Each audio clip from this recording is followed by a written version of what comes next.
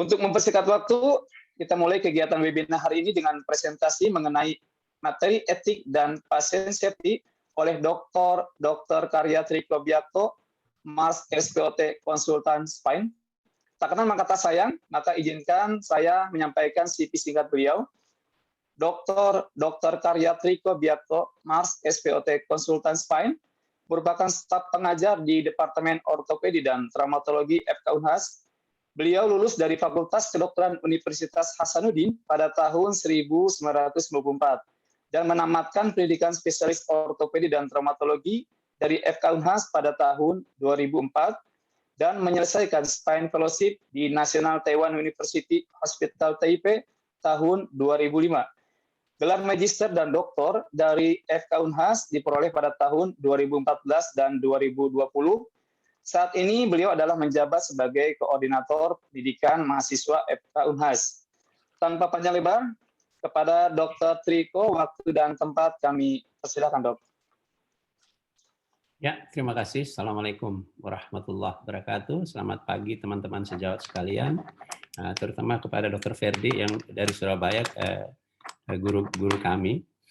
Terima kasih. Pagi ini akan saya diberi tugas untuk memberi materi tentang etika profesi dan patient safety. Jadi ini merupakan hal yang tidak habis-habisnya atau tidak bosan-bosannya kita presentasikan, oleh karena ini sangat menyangkut erat dengan pekerjaan kita sehari-hari, baik terhadap pelayanan kesehatan maupun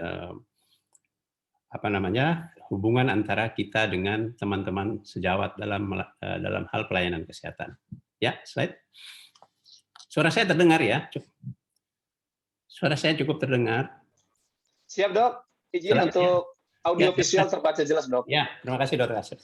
Jadi sebenarnya masalah ini kenapa semakin menjadi akhir-akhir ini semakin menjadi suatu hal yang sangat hangat, oleh karena beberapa hal misalnya. Salah satunya adalah tuntutan semakin banyak. Jadi artinya tuntutan-tuntutan ini biasanya terutama dilakukan oleh para pasien atau para keluarga pasien yang merasa tidak puas dalam pelayanan kesehatan yang kita lakukan. Dan ujung-ujungnya ya biasanya ini karena mungkin informasi yang kurang begitu bagus, ujung-ujungnya yang kena adalah dokter. Demikian pula bila ada dianggap suatu kesalahan dalam tanda petik bahwa dalam hal pelayanan kesehatan, ujung-ujungnya juga bermuara dianggap bahwa dokter gagal menangani pasien, ya. Dan yang jangan kita lupa juga bahwa kesehatan itu merupakan hak dari orang yang ingin berobat. Pada siapa saja sebenarnya. Kesehatan itu merupakan hak asasi sebenarnya, hak asasi manusia. Dan hal-hal masalah-masalah juga bisa muncul oleh adanya ketidakpuasan atau adanya kesenjangan antara harapan pasien dan kenyataan yang dia terima setelah mendapat pelayanan kesehatan. Ya, next. Pelanggaran-pelanggaran yang mungkin bisa terjadi, yang bisa mengenai kita sebagai tenaga kesehatan, terutama dokter, adalah bisa jadi oleh karena ada pelanggaran etika, pelanggaran disiplin maupun pelanggaran hukum. Dan ini hal-hal seperti ini sebenarnya sudah sering juga terjadi, ya. Sudah sering kita alami dalam profesi kita. Next. Dan hal-hal yang perlu kita ketahui bahwa norma-norma etik yang biasa kita langgar itu biasanya mengenai etik moral dan dalam melakukan profesi dokter, ya, karena kita bekerja antar manusia, jadi pasien adalah manusia, jadi terkadang ada hal-hal yang mungkin kita lupakan pada saat kita melayani pasien yang sangat erat kaitannya dengan etik, entah itu etik normanya maupun nilai-nilai etik yang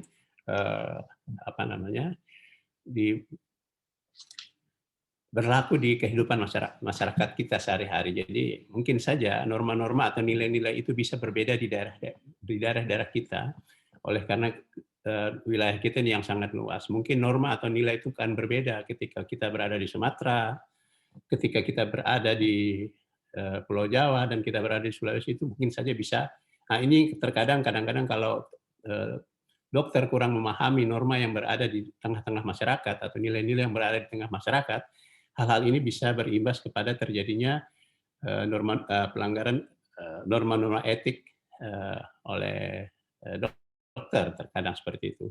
Dan yang berkaitan dengan norma etik itu diatur oleh MKEK. Yang kedua adalah norma disiplin dokter. Dan menyangkut ke disiplin dokter itu mengenai disiplin dan peraturan serta administrasinya diatur oleh MKDKI.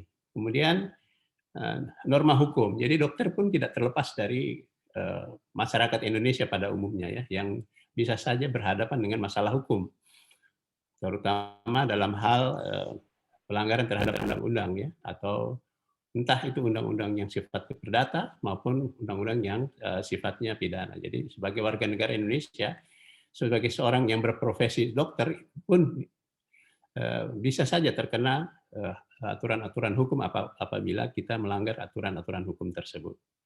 Ya, next. Dan mengenai etika profesi kedokteran menjadi satu hal yang sangat penting, oleh karena kita bekerja dalam hal penanganan pasien itu ada hal-hal yang sangat banyak yang bisa menjadi potensi untuk terjadinya tuntutan kepada kita, oleh baik itu yang bersifat verbal maupun dalam penanganan fisik dari pasien. Jadi sehingga pasien terkadang merasa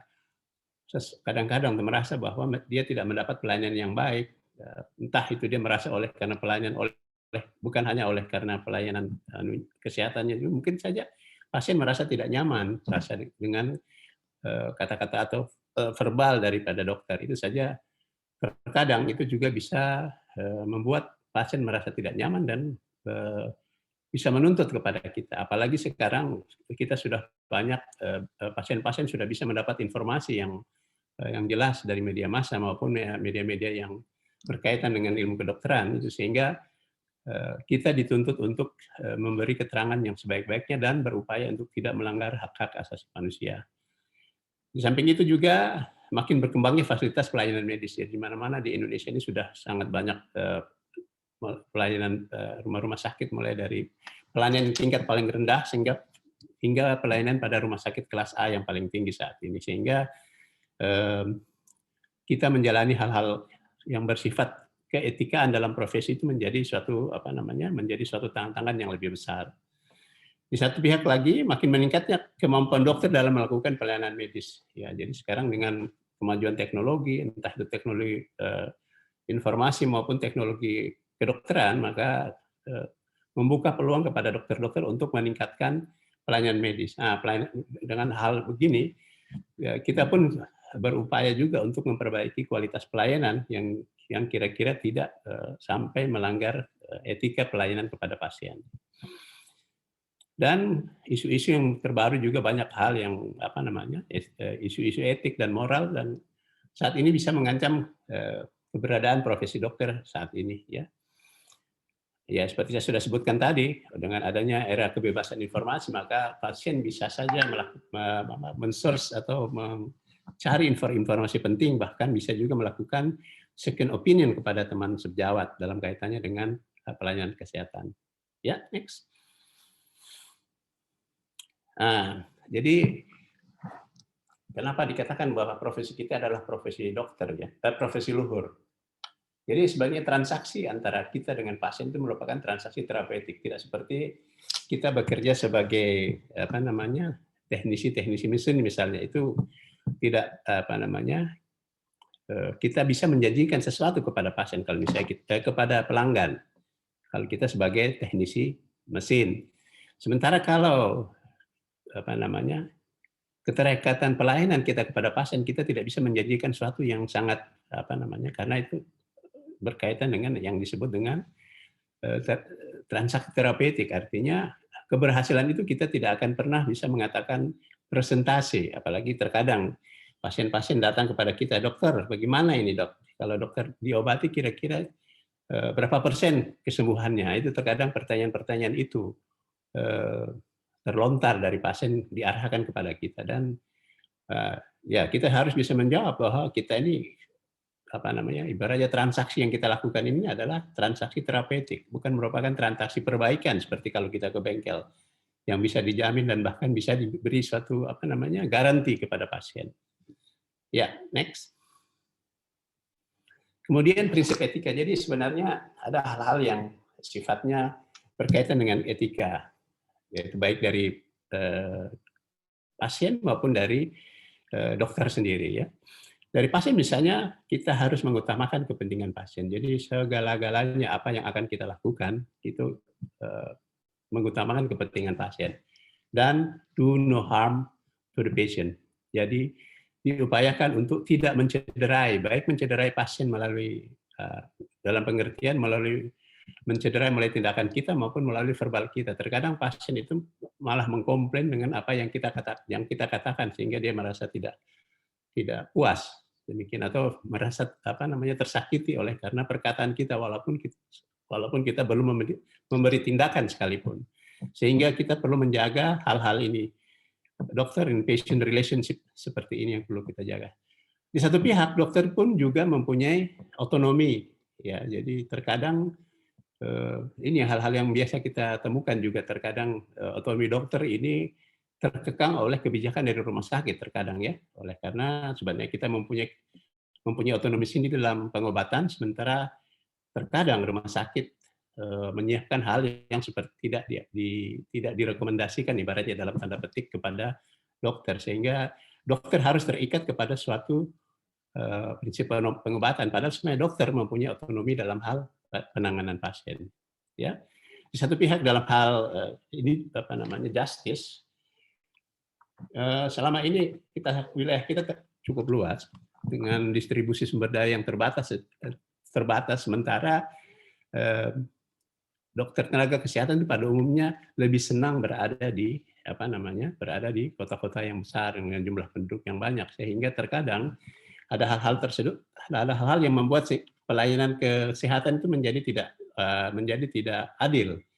Misalnya sekarang ini kita mengenal bahwa BPJS menerapkan kelas-kelas pelayanan.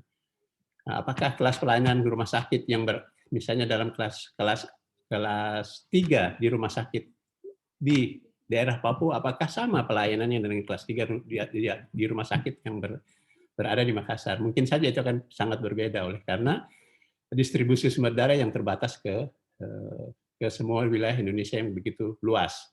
Sehingga ada kesenjangan. Sehingga hal-hal demikian itu juga kadang-kadang membuat pasien menjadi tidak merasa senang dengan pelayanan terkadang. Ya. Next.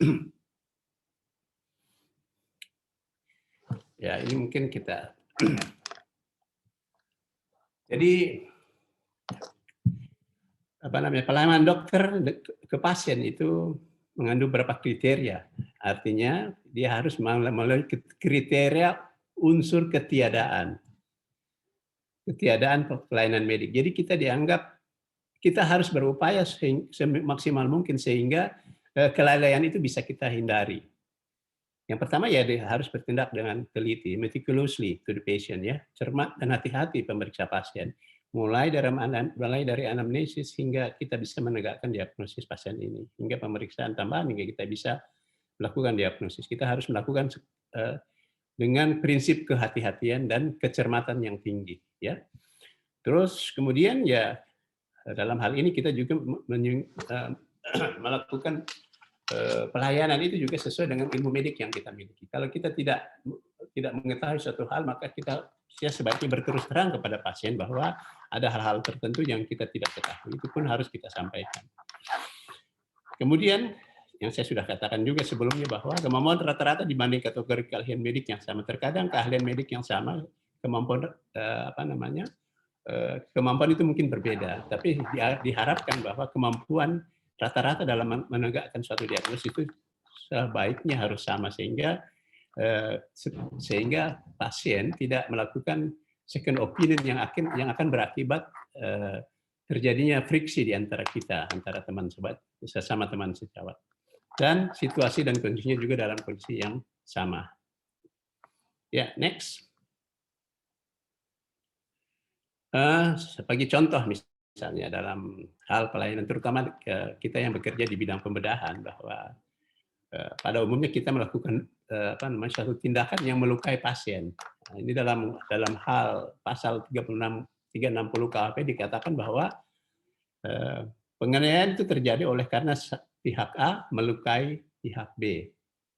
Tetapi kalau dalam bidang kita dianggap tidak bersalah apabila orang yang dilukai itu memberi persetujuan. Jadi hal yang paling penting dalam melakukan salah satu etika dokter dan pasien dalam hal pelayanan itu harus ada suatu persetujuan tindakan yang disetujui oleh pasien atau keluarga dekat pasien atau key person dalam keluarga pasien, sehingga itu merupakan suatu hal yang menguatkan kita dalam memberi tindakan, terutama tindakan pembedahan, apalagi kita ini bekerja di bidang pembedahan. Dan perlu diingat bahwa setiap tindakan yang kita lakukan harus berdasarkan indikasi medik, ya. Dan selain itu dilakukan melalui kaidah ilmu kedokteran. Jadi walaupun itu suatu tindakan itu mungkin kita bisa lakukan, tetapi fasilitas untuk melakukan tindakan itu tidak cukup memadai untuk kita lakukan, maka janganlah kita lakukan. Lebih baik kita merujuk pasien ini. Walaupun mungkin tindakan itu bisa kita lakukan, sehingga apa yang dikatakan sebagai tindakan melalui kaidah ilmu itu bisa berjalan dengan baik. Ya. Dan yang paling penting adalah sudah ini mungkin teman-teman sejawat sekalian atau adik-adik sekalian sudah harus lebih tahu bahwa kita bekerja itu harus mempunyai surat izin, ya, entah itu STR maupun SIP. Jadi kita bekerja berdasarkan kompetensi kita. Ya, next. Nah, jadi dan salah satu etika yang paling penting adalah etika dengan sesama teman sejawat. Jadi yang pertama adalah mencegah campur tangan pihak lain dalam satu bidang profesi. Artinya bahwa kita sebagai dokter, ada teman kita juga yang berprofesi dokter dengan keahlian yang berbeda.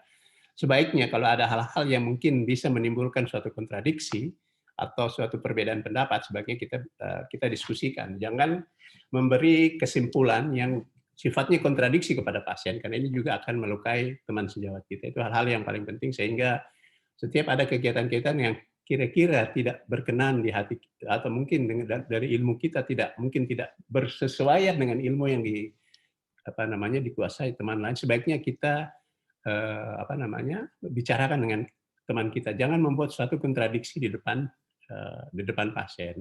Gitu. Kemudian menghindari juga terjadi konflik, ya, artinya terkadang kita bisa berkonflik dengan teman sejawat di luar profesi kita, tetapi bisa juga kita terjadi konflik teman sejawat yang satu profesi, yang satu keahlian, itu juga perlu kita jaga sehingga hal-hal seperti itu tidak terjadi ke depannya. Ya, next.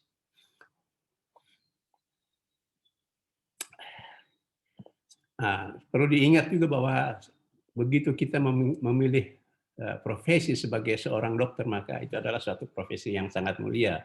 Sehingga kita seharusnya sudah selayaknya menjaga martabat dan kehormatan diri kita. Artinya kita boleh sebagai manusia, tapi kita adalah seorang yang berprofesi sebagai dokter, maka martabat dan kehormatan diri sebagai seorang dokter itu sebaiknya harus kita jaga. Next. Nah, kemudian kita beranjak pada pasien safety. Jadi ini hal-hal yang kalau di bidang pembedahan ini suatu hal yang sudah sangat kita perhatikan sejak awal sebelum kita menangani pasien, ya. Dan ada beberapa pendapat dari beberapa ahli yang mengatakan bahwa pasien safety itu adalah satu sistem yang membuat asuhan pasien di rumah sakit jadi lebih aman. Jadi kita mengupayakan ketika kita melakukan penanganan pada pasien, kita selalu berorientasi kepada keamanan pasien. Dan demikian pula yang dikatakan oleh Corrigan dan Donaldson, pasien safety adalah tidak adanya kesalahan atau bebas dari cedera karena kecelakaan. Jadi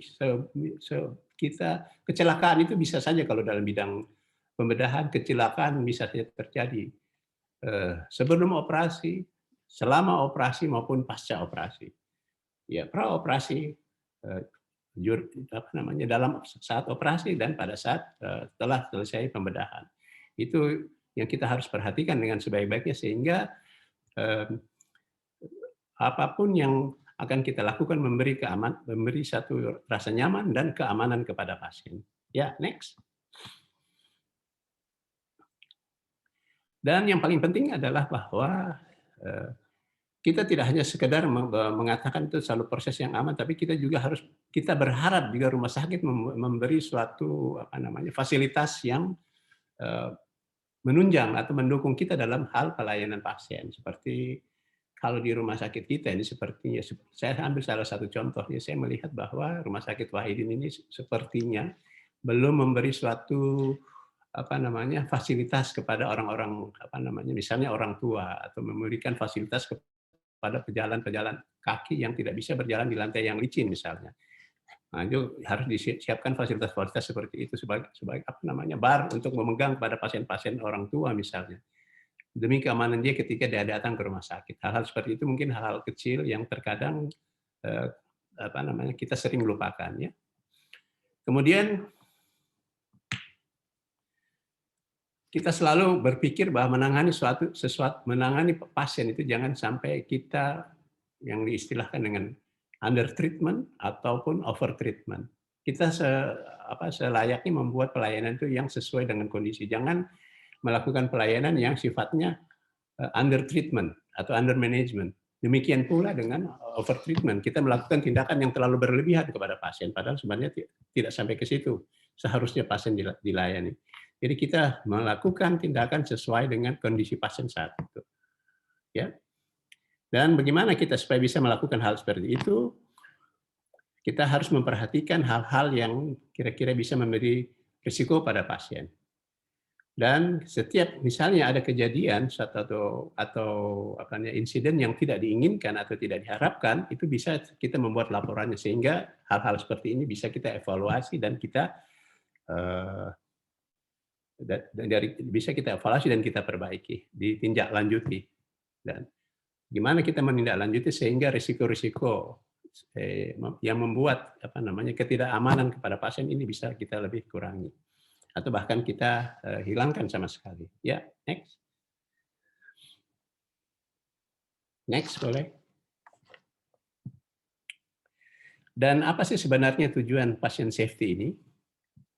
Yang pertama adalah terciptanya budaya keselamatan di rumah sakit. Jadi kalau kita bercerita budaya itu artinya bukan harus satu hal yang sebagai semata-mata adalah SOP, tetapi juga kita merasa diri bahwa kita menanamkan dalam benak dan hati kita bahwa setiap proses pasien di rumah sakit itu dia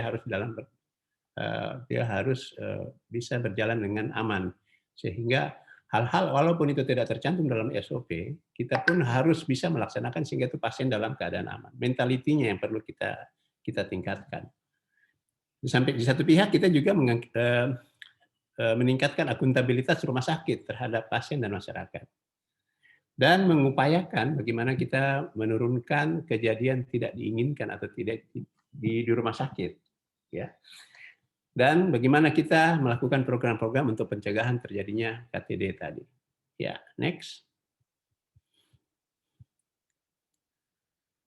Kemudian lingkup dan keamanan dan keselamatan pasien itu sebenarnya lingkupnya sangat luas. Ya. Yang pertama bisa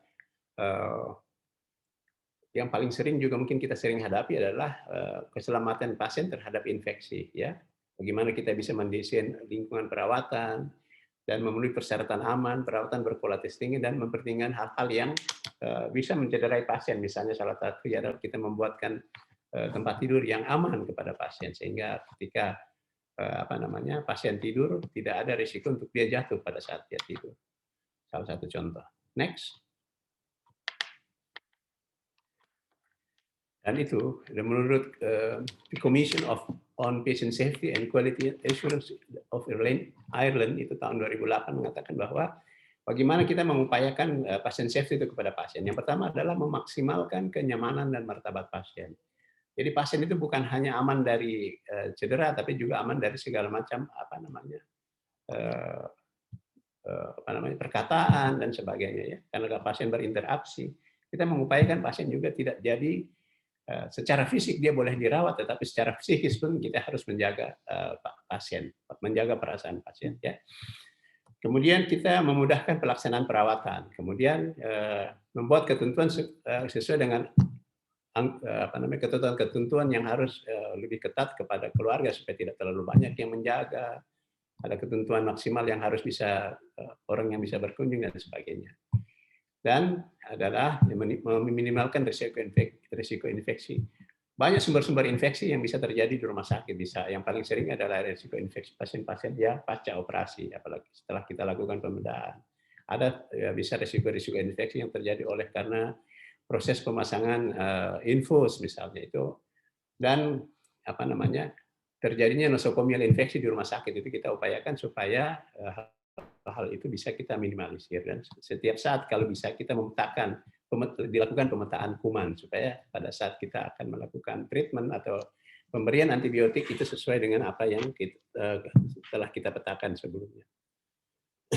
Seperti saya sudah katakan tadi, kita juga mengupayakan untuk mencegah terjadi risiko jatuh atau kesalahan pengobatan dan mengelola transportasi pasien seperti yang saya sudah katakan tadi, bahwa selain pasien mungkin ditransfer dengan tempat tidur, bagaimana pasien ketika kalau sudah bisa berjalan, adakah fasilitas-fasilitas di sekitarnya yang kira-kira mempermudah pasien untuk dia bisa ambulation. Nah, itu hal-hal yang paling penting yang perlu kita perhatikan juga di rumah sakit. Yang kemudian dan kita mempunyai fleksibilitas terhadap penggunaan waktu ke waktu, dan bagaimana kita merencanakan pelayanan selanjutnya setelah pasien kita memberi tindakan, yang dalam hal ini yang kita sebut dengan follow up. Ya, next.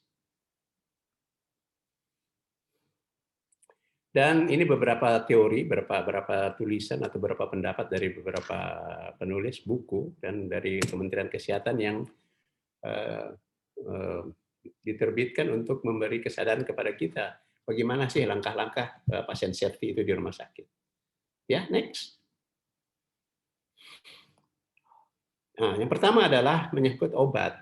Ya, kita harus memperhatikan bagaimana nama obat atau rupa obat dan ucapan mirip atau yang disebut dengan LASA, look alike and sound alike. Jadi terkadang ada obat-obat yang penampilan itu mirip. Ya, kita harus perhatikan baik-baik karena jangan sampai kita salah memberi obat kepada pasien yang bisa menimbulkan risiko lain yang kita dari pengobatan, salah pemberian pengobatan.